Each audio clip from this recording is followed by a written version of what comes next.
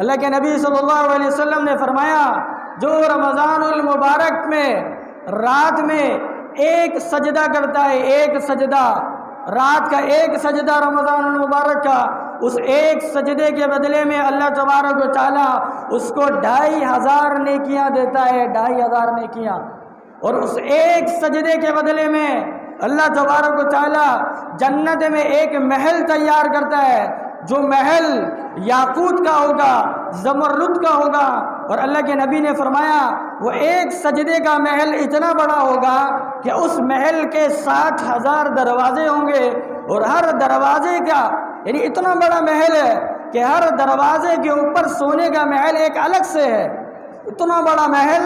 60,000 دروازے، اور ہر دروازے کے اندر سونے کا محل ایک الگ ہے اس کے اندر۔ جو رمضان المبارک میں رات کو ایک سجدہ کرے،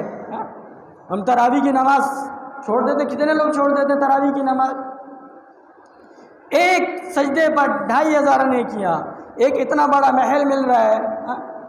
یہ عام دنوں میں نہیں ملے گا، عام دنوں میں نہیں ملے گا۔ تراویح کے بارے میں 2 چیزیں یہ بات یاد رکھیں تراویح کے بارے میں، ایک چاند نکلنے سے لے کر چاند نکلنے تک، رمضان کے چاند سے لے کر عید کی چاند تک با جماعت 20 رکعت تراویح پڑھنا یہ سنت ہے۔ دوسرا پورا قرآن کریم سننا یہ بھی سنت ہے۔ ہم میں سے بہت سے لوگ ایسے کرتے ہیں، کسی نے 10 روزہ پڑھ لیا، کسی نے 8 روزہ پڑھ لیا، کسی نے 6 روزہ پڑھ لیا، اور پڑھنے کے بعد جو ہے ہم تراویح کو چھوڑ دیتے ہیں، یہ شروع کے 4-5 روز تراویح پڑھی اس کو چھوڑ دیا، نہیں، آدمی پورا رمضان تراویح پڑھنا ضروری ہے، اس کے اوپر پورا رمضان، پورا قرآن سننا،